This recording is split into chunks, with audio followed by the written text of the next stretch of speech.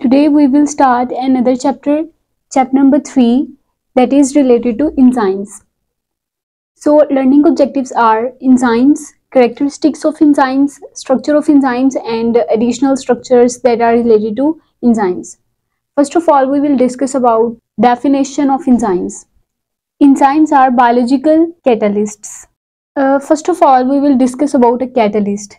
Catalyst जो है कोई भी सब्सटेंस जो रिएक्शन की स्पीड को इंक्रीज करता है, रिएक्शन को कंप्लीट करने का जो टाइम है उसको डिक्रीज करता है, that substance is called catalyst.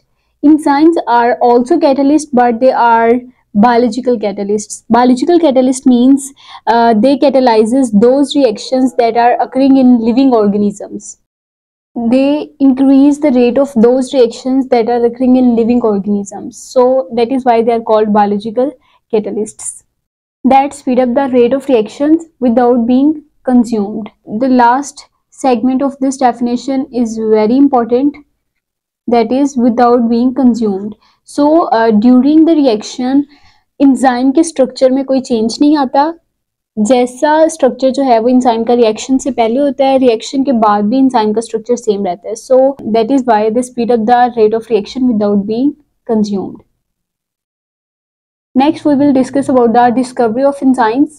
So enzyme was first discovered by two French chemists during early 19th century, and those French chemists were Pian and Persoz. These were two scientists or chemists that discover enzymes. Basically उन्होंने क्या किया, they grounded up barley seeds. उन्होंने barley seeds लिए, बाजरे के दाने लिए, उनको वाटर में मिक्स किया और एक क्रूड मिक्सचर जो है वो प्रिपेयर किया. they prepared a crude mixture. ये क्रूड मिक्सचर जो है स्टार्च को डाइजेस्ट कर सकता था और इन्होंने इस मिक्सचर को नाम दे दिया डायस्टेस का. इसमें उन्होंने कहा कि ज़रूर कोई ऐसा सब्सटेंस है जिसने इस स्टार्च को डाइजेस्ट किया है. उस सब्सटेंस को इन्होंने नाम दिया डायस्टेस का. Nowadays diastase is also called amylase. Amylase and diastase basically ये एक ही इंजाइम के दो नाम हैं. प्रेजेंट एज में डायस्टेस को अमाइलेज कहा जाता है, लेकिन डायस्टेस वर्ड जो है ये दिया था प्यान एंड परसोस ने इस इंजाइम को. So first enzyme that was ever discovered was starch digesting enzyme, that was diastase. And the name enzyme was basically used by Wilhelm Coney. That is also important for MCQs. Next we will discuss about some general characteristics of enzymes. First property is they increase the rate of reaction. Enzymes reaction के rate को increase करते हैं. हमने definition में देखा है कि they are biological catalysts. अब किस तरह increase करते हैं ये हम देखते हैं. Basically enzymes जो हैं वो they set up suitable reaction conditions for the reactants to be converted into products. Basically जो है वो reaction conditions को suitable बनाते हैं reactants के लिए कि वो आपस में react करें और अपनी configuration change करें और convert हो जाएं product में. ऐसा वो दो method से करते हैं. First method is by decreasing activation energy. Enzymes जो है वो activation energy को decrease कर देते हैं. Activation energy is basically an energy that is required to start a reaction, to activate the reactants to be converted into products. So they decrease the energy that is required to start a reaction. And the second method is by stretching bond length. Bond length को stretch करने से. Bond length basically किसके दरमियान, between the reactant molecules. Reactant molecules के दरमियान bond length को और reactant elements के दरमियान बॉन्ड लेंथ इंक्रीज करते हैं. इंक्रीज करने से बॉन्ड की स्ट्रेंथ जो है वो वीक हो जाएगी और वो आसानी से टूट जाएगा. Bond becomes weak and breaks up easily. जितनी जल्दी बॉन्ड जो है वो रिएक्टेंट मॉलिक्यूल्स के दरमियान टूटेगा उतने ज़्यादा चांसेस होंगे कि इससे नए बॉन्ड बने, रिएक्टेंट जो है वो और तरह से कंबाइन हो और उससे प्रोडक्ट की फॉर्मेशन हो. So enzyme decrease the amount of activation energy और they may stretch the bond length to increase the rate of reaction. To complete the reaction they are required in very small amount. थोड़ी सी भी मिकदार इनकी होगी तो reaction जो है वो easily proceed हो जाएगा. ऐसा इसलिए है क्योंकि जितने बेसिकली इंजाइम का काम जो है वो है रिएक्शन को जल्दी से कराना, जल्दी से रिएक्टेंट को कन्वर्ट कर देना product. Suppose we have 10 molecules of reactant, तो एक रिएक्टेंट आएगा, वो कन्वर्ट हो जाएगा प्रोडक्ट में, इंजाइम की हेल्प से वो जल्दी कन्वर्ट हो जाएगा प्रोडक्ट में, और फिर दूसरा रिएक्टेंट आएगा, इसी तरह वो कन्वर्ट हो जाएगा प्रोडक्ट में। तो थोड़ी से टाइम में जितने भी रिएक्टेंट्स हैं, एक इंजाइम काफ़ी दफ़ा यूज़ हो सकता है। जैसे कि इसकी डेफिनेशन में हमने पढ़ा है, they don't Altered during the reaction के दौरान, क्योंकि इनके स्ट्रक्चर में कोई डिफरेंस नहीं आता, एक ही इंजाइम जो है वो फर्दर बहुत से रिएक्शंस को प्रोसीड कराने के लिए यूज हो सकता है, बहुत से रिएक्टेंट्स को प्रोडक्ट में कन्वर्ट करने के लिए यूज हो सकता है। सो इसलिए इनकी स्मॉल अमाउंट रिक्वायर्ड होती है। सिमिलरली कुछ हमारे पास एडिशनल भी यहाँ पे मॉलिक्यूल्स होते हैं जो इंजाइम की हेल्प करते हैं to increase the rate of reaction, जिसमें हमारे पास कोएंजाइम्स हैं। वी हैव कोएंजाइम्स भी इंजाइम्स की तरह जो है वो they are also required in very small amount, क्योंकि ये भी जो है वो इंजाइम की तरह रिएक्शन के दौरान इनका स्ट्रक्चर डिस्टर्ब नहीं होता। That is by enzyme, coenzyme और इंजाइम जो है वो एक ही कोएंजाइम एंड इंजाइम बहुत बार रिएक्शन में यूज हो सकते हैं।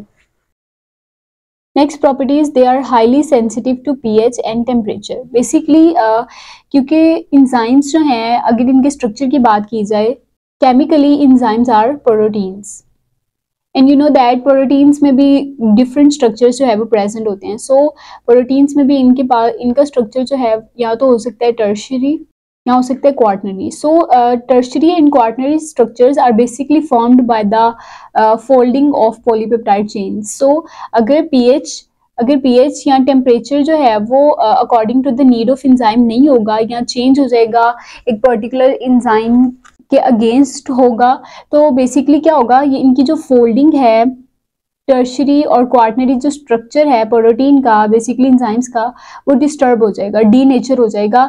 That is why they are highly sensitive to pH and temperature. A slight change in pH and temperature will disturb the globular structure of enzymes। so यहाँ पे कुछ बातें हमें पता चली हैं that enzymes are globular proteins with tertiary और quaternary structure। ये बात जो है वो सारे enzymes के लिए ठीक नहीं है, लेकिन most of the enzymes जो है वो globular proteins होती हैं, और कुछ enzymes जो हैं वो proteins नहीं है, बल्कि they are formed by RNA। so basically वो RNA nature होती है उनकी, such as राइबोजाइम्स जो है वो ऐसे इंजाइम्स हैं that are not protein but are composed of RNA। We have a ribozyme named as peptidyl transferase। Basically ये इंजाइम जो है वो प्रोटीन फॉर्मेशन के दौरान पेप्टाइड बॉन्ड की फॉर्मेशन में इन्वॉल्व होते हैं, and it is basically an RNA enzyme, not a protein enzyme। Next property is that they may be either highly specific और स्लाइटली स्पेसिफिक। सो दो कैटेगरीज हैं इंजाइम्स में। कुछ इंजाइम्स जो हैं वो हाईली स्पेसिफिक होते हैं related to substrate, while some enzymes are slightly specific related to their substrate. So कुछ इंजाइम्स ऐसे हैं जो मतलब पर्टिकुलर सबस्ट्रेट होगा तो वो उसके ऊपर एक्ट करेंगे, उसको प्रोडक्ट में चेंज करेंगे, अदरवाइज जो है वो उसके साथ रिएक्शन नहीं करेंगे। Like we have an enzyme sucrase, it only acts on sucrose, so it is a highly specific enzyme। We have another enzyme maltase, it will only act on maltose। We have lactase, इसका substrate जो है वो सिर्फ lactose हो सकता है, ये और किसी के ऊपर एक्ट नहीं करेगा। लेकिन कुछ ऐसे इंजाइम्स हैं जो स्लाइटली स्पेसिफिक होते हैं, like we have glucokinase. Glucokinase enzyme basically एक ऐसे enzyme that is used for a phosphorylation during glycolysis। phosphorylation कराने के लिए यूज होता है ग्लाइकोलिसिस के दौरान। suppose we have lipase, ये लिपिड के ऊपर एक्ट करेगा। अब यहाँ पे उन्होंने कैटेगरी डिफाइन नहीं की कि कौन सा लिपिड है, साइल ग्लिस्ट्रोल है और यहाँ वैक्सिस है या फॉस्फोलिपिड है, बस लाइपेस कह दिया और लिपिड के ऊपर एक्ट करेगा। Similarly we have pepsin, pepsin जो है वो प्रोटीन को डाइजेस्ट करेगा। ये डिपेंड नहीं करता कि किस तरह की प्रोटीन आ रही है, जस्ट वो डाइजेस्ट करेगा प्रोटीन को। So they are slightly specific while these enzymes are highly specific. So both categories are present. और इसी बेस पे जो है वो दो मॉडल्स भी है हमारे पास, जिनको हम आगे जाके डिस्कस करेंगे, induced fit model and lock and key model. They can work in vivo and in vitro conditions. दोनों कंडीशंस में ये जो है वो वर्क करते हैं। बेसिकली विवो कंडीशन जो है वो सेल के अंदर की जो इन्वायरमेंट होती है उसको हम विवो कंडीशन कहते हैं, विवो इन्वायरमेंट कहते हैं। लाइक सेल के अंदर अगर इंजाइम्स हैं तो भी वो काम करेंगे, एंड आउटसाइड द सेल जो है, जैसा जैसा कि हमारे पास अगर कोई ग्लासवेयर है, शीशे का कोई बर्तन है, जैसा जैसा कि कोई टेस्ट ट्यूब है, ठीक है, तो ये उसके अंदर भी काम करेंगे। So they don't require cell for their proper functioning. They can work both in vivo and in vitro conditions. Some of the enzymes require cofactor for proper functioning. As we have already discussed that enzymes are basically protein in nature, but sometimes जो है वो इनको कुछ किसी non protein part की ज़रूरत पड़ती है, and that non protein part is basically a cofactor, and that cofactor basically acts as a bridge between enzyme and the reactant. So ये ब्रिज के तौर पे एक्ट करता है, केमिकल कंडीशंस को चेंज करता है और रिएक्शन को इजी बनाता है इंजाइम और सबस्ट्रेट के दरमियान. They lower the need of activation energy. Basically activation energy is that minimum amount of energy that is required to start a chemical reaction. किसी केमिकल रिएक्शन को स्टार्ट करने के लिए जो मिनिमम एनर्जी चाहिए होती है दैट इज एक्टिवेशन एनर्जी. और बेसिकली रिएक्शन होता कब है? रिएक्शन तब होता है जब दो रिएक्टेंट्स जो हैं वो एक कंपैटिबल डायरेक्शन में रिएक्ट करते हैं. हर रिएक्टेंट की कुछ रिएक्टिव साइट्स होती हैं जिस पे अगर दो रिएक्टेंट्स रिएक्ट करेंगे उन साइट्स के थ्रू, तो फिर रिएक्शन जो है वो जल्दी हो जाएगा और इजीली होगा. तो अगर जो रिएक्टिव साइट्स हैं वो एक दूसरे के आमने सामने है तो रिएक्शन इजी होगा. और जो कोलिजन होगी उस वक्त जो कोलिजन होगी उनके दरमियान that would be effective collision. तो इफेक्टिव कोलिजन को करवाने में रोल प्ले करता है इंजाइम्स. इंजाइम्स जो है वो रिएक्टेंट को या सबस्ट्रेट को लेते हैं और उसको प्रॉपरली उसी डायरेक्शन में अरेंज करते हैं जिस डायरेक्शन में रिएक्शन होना होता है. सो ये they bring about effective collision of reactants and thus lower the need of activation energy. Enzymes only increase the rate of reaction. They don't disturb the equilibrium. Equilibrium position को ये disturb नहीं करते, ना ही उसको शिफ्ट करते हैं, means ना ही ये शिफ्ट करते हैं फॉरवर्ड को रिवर्स डायरेक्शन में, ना ही रिवर्स को फॉरवर्ड डायरेक्शन में. They don't disturb the equilibrium और they don't disturb the equilibrium states. Basically इनका काम जो है they reduce the time to attain equilibrium. Reaction को स्पीड अप करके ये इक्विलिब्रियम को जल्दी अटेन कराने में हेल्प करती है, टाइम को रिड्यूस कर देती है और इक्विलिब्रियम को जल्दी अटेन कराने में हेल्प करते हैं. Next, we will discuss about the structure of enzymes. On the basis of their structure, chemically enzymes are of two categories. दो categories आती हैं enzymes की. Most of the enzymes are basically protein in nature. Chemically वो protein हैं, लेकिन कुछ enzymes जो हैं वो ribozymes हैं. Ribozymes are the enzymes that contain RNA.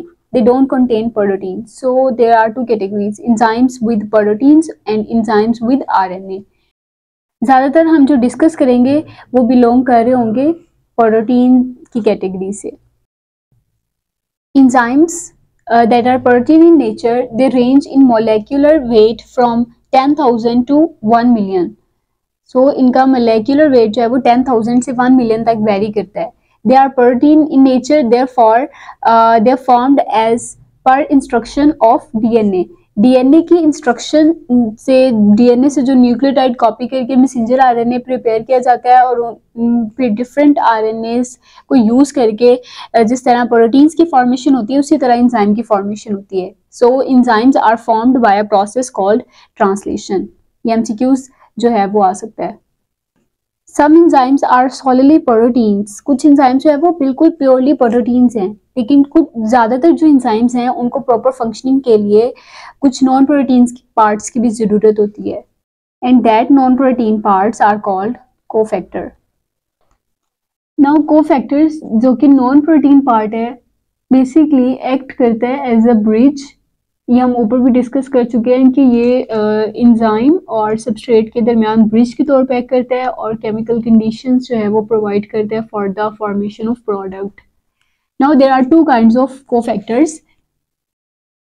The cofactor that is non-protein part, it may be organic in nature or inorganic in nature. Hopefully आपको organic और इनऑर्गेनिक में डिफरेंस पता होगा। इनऑर्गेनिक पहले डिस्कस करते हैं। Inorganic cofactors are basically called activators. Inorganic cofactors को activators कहा जाता है। इनमें मोस्टली शामिल है heavy metal ions, like we have zinc ion, copper ion, magnesium ion, manganese ion etcetera. तो ये सब जो है वो बेसिकली एक्टिवेटर्स हैं। They are inorganic non protein cofactors during glycolysis. Glycolysis के फर्स्ट स्टेप के दौरान जो है जिसमें हमारे पास ग्लूकोज होती है और ग्लूकोज की फॉस्फोरिलेशन होती है और उसको कन्वर्ट किया जाता है ग्लूकोज 6 फॉस्फेट में। So to convert glucose into glucose 6 phosphate we require an ATP with an enzyme, and that enzyme is phosphohexokinase. As you know that यहाँ पे क्या enzyme यूज हुआ है, phosphohexokinase। हमारे पास जो फॉस्फोरिलेशन हो रही है वो किसकी है, ग्लूकोज की। तो यहाँ पे एंजाइम स्पेसिफाई हो जाएगा फॉस्फोग्लूकोकाइनेस में, और यहाँ पे ये रिएक्शन जो है वो मैग्नीशियम आयंस के बगैर नहीं हो सकता। तो मैग्नीशियम आयंस जो है वो यहाँ पे बिहेव करते हैं एज एक्टिवेटर्स और फॉस्फोग्लूकोकाइनेस की हेल्प करते हैं to phosphorylate glucose into glucose 6 phosphate. Now in case of inorganic cofactors we have two categories. Some organic cofactors are called coenzymes while some are called prosthetic group. इनको हम discuss करते हैं separately. So first of all we have coenzyme. Coenzyme is a organic cofactor that is basically loosely bound to the active site of the enzyme. क्योंकि ये loosely attached है, loosely bounded है enzyme की active site के साथ, therefore they are also detachable. ये separate हो सकते हैं, like जो activators हैं वो भी loosely attached होते हैं, वो भी detach हो सकते हैं, therefore they are called detachable cofactors. We have coenzymes including NAD positive, that is the nicotine amine adenine dinucleotide. We have FAD positive, that is flavin adenine dinucleotide, and ATP, that is called adenosine triphosphate. These are three important coenzymes, and most of the coenzymes are basically derived from vitamins. सो ये important point है, इन MCQs भी important है कि coenzymes को कहाँ से derive किया जा सकता है, तो उनको विटामिन से डिराइव किया जा सकता है, ये इनका सोर्स है। During alcoholic fermentation when ethyl alcohol is converted into acetaldehyde an enzyme is used that is named as alcohol dehydrogenase. Alcohol dehydrogenase यहाँ पे यूज होता है और यहाँ पे NAD भी इन्वॉल्व होता है, दैट इज बेसिकली है कोएंजाइम। और NAD जो है वो यहाँ पे रिड्यूस होता है, पहले ये ऑक्सीडाइज्ड फॉर्म में है, बाद में ये रिड्यूस होता है और कन्वर्ट हो जाता है NADH2 में। You can see that the importance of cofactors is similar to the importance of enzymes. Next we have prosthetic group. If organic cofactor is covalently bonded to the active site of enzyme, that organic cofactor will be called as prosthetic group. So यहाँ पे covalently bonded होती है, bonding होती है, strong bonding होती है, इसलिए इसको separate करना active site से difficult है। So mostly ये permanently वहाँ पे attached रहते हैं। एग्जाम्पल में है जैसे कि हमारे पास साइटोक्रोम्स हैं जो कि यूज़ होते हैं बहुत सी जगह पे, इलेक्ट्रॉन ट्रांसपोर्ट चेन में यूज़ होते हैं, इंक्लूडिंग ये यूज़ होते हैं लाइट रिएक्शन और फोटोसिंथेसिस में भी। तो बेसिकली इनका फंक्शन जो है वो प्रोटीन एनर्जी को स्टोर करना है in the form of ATP. तो इनमें बेसिकली जो आयरन कंटेनिंग पोरफायरिन रिंग है वो एक्ट कर रही होती है एज अ प्रोस्थेटिक ग्रुप और परमानेंटली अटैच रहती है साइटोक्रोम्स में। So these were some additional structures that are present in most of the enzymes and they help them to convert the reactants into products. Next we will discuss about two categories of enzymes on the basis of their mode of action: apoenzyme and holoenzyme. An enzyme without a coenzyme or a prosthetic group is called apoenzyme. अगर वहाँ पे कोई organic factor attach नहीं है तो enzyme जो है वो क्या होगा, इनएक्टिव एंजाइम होगा, मतलब काम नहीं कर रहा होगा, बस वहां पे मौजूद होगा लेकिन फंक्शनली जो है वो एबल नहीं होगा कैटालिसिस कराने के लिए. So they are called apoenzyme, while holoenzyme are the enzymes with their organic coenzyme और प्रोस्थेटिक ग्रुप. अगर कोएंजाइम या प्रोस्थेटिक ग्रुप अटैच है एंजाइम के साथ तो एंजाइम जो है वो फंक्शनली एक्टिव होगा and that would be called as holoenzyme. Like we have an example in the form of pepsinogen. Enzyme is apoenzyme, while in the form of pepsin, enzyme is holoenzyme. Similarly, in the form of trypsinogen, enzyme is apoenzyme, while in the form of trypsin, enzyme is holoenzyme. ये functionally functional part है और functional इनकी form है और ये non functional form है, ये inactive forms है. तो बेसिकली ऐसा होता है कि मोस्टली जो एंजाइम्स उनको जब रिलीज किया जाता है तो वो एपोएंजाइम की फॉर्म में रिलीज किया जाता है. ऐसा इसलिए होता है कि कुछ एंजाइम्स जो है वो, जैसे सपोज वी हैव पेप्सिन, अगर पेप्सिन को पेप्सिन की फॉर्म में रिलीज किया जाए, जबकि उसको किस फॉर्म में रिलीज किया जाता है, पेप्सिनोजिन की फॉर्म में. तो ऐसा इसलिए इस फॉर्म में रिलीज किया जाता है ताकि जो पेप्सिन है वो इनएक्टिव फॉर्म में है, पेप्सिनोजिन की फॉर्म में, वो म्यूकस वॉल को डाइजेस्ट ना करे.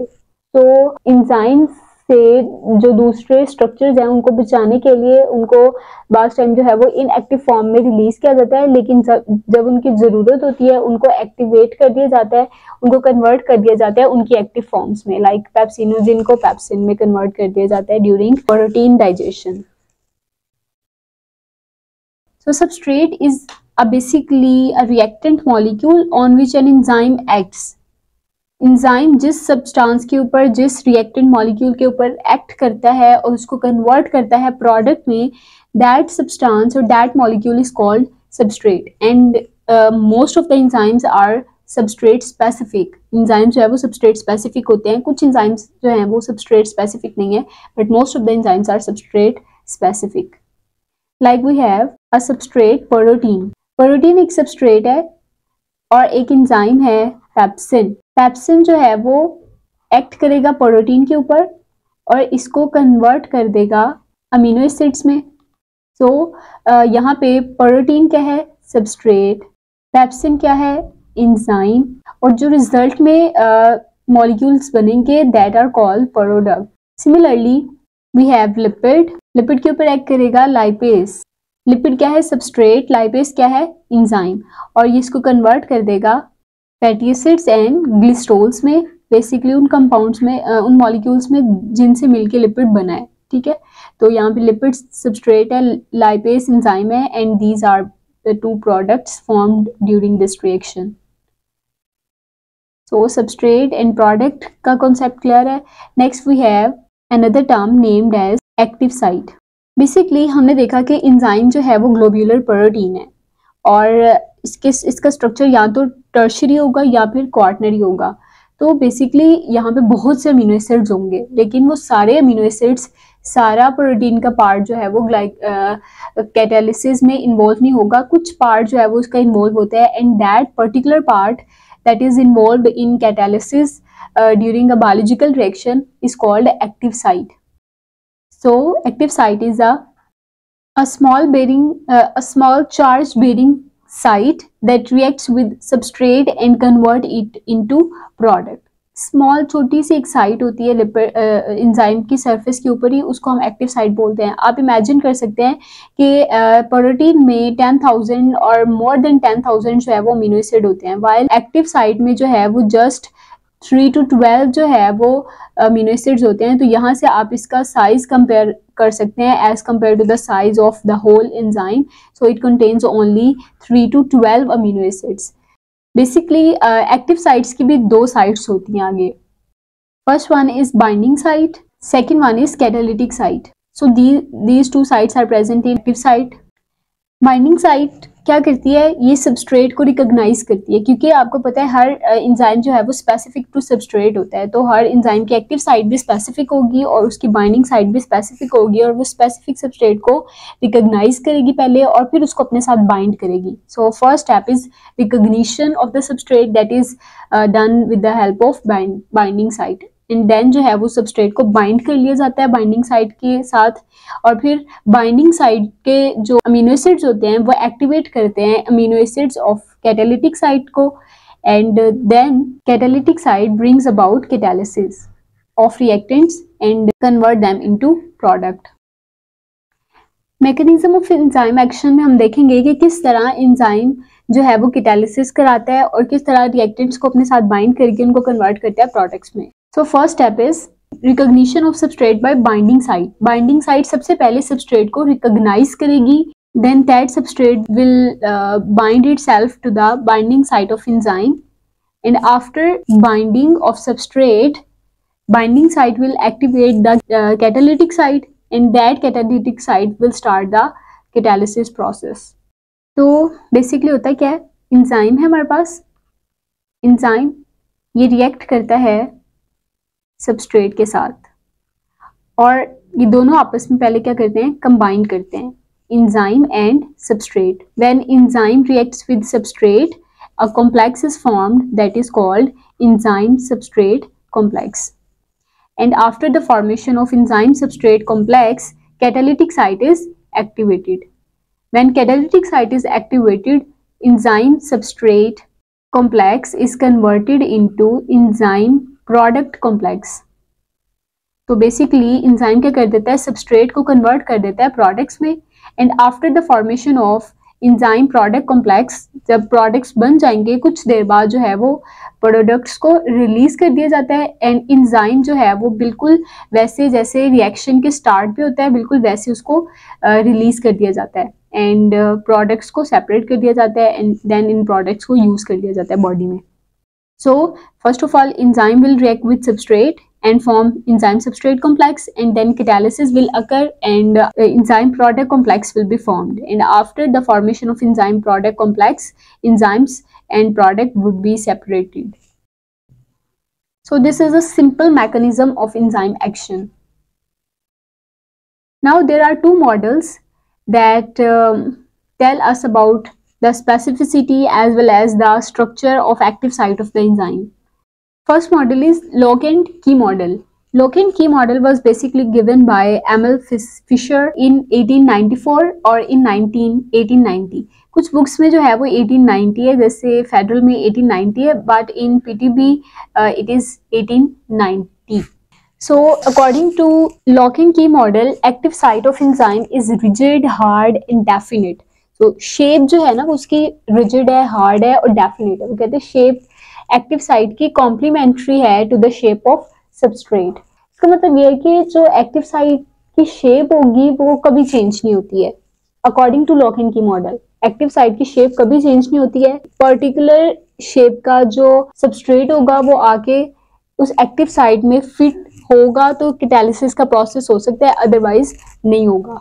तो that was definition of lock and key model.